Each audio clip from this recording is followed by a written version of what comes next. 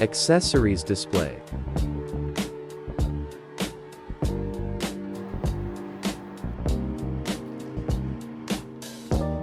Connect external switch.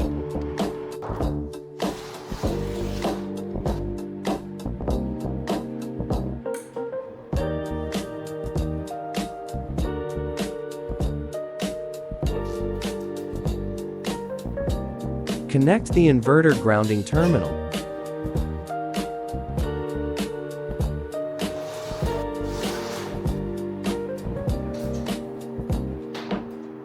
Remove the positive and negative screws.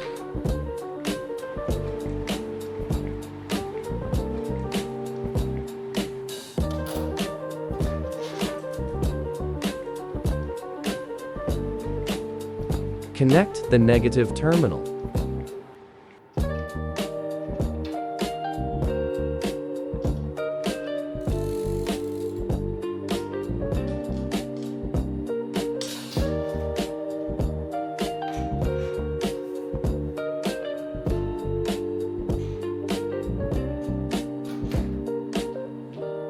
Connect the positive terminal.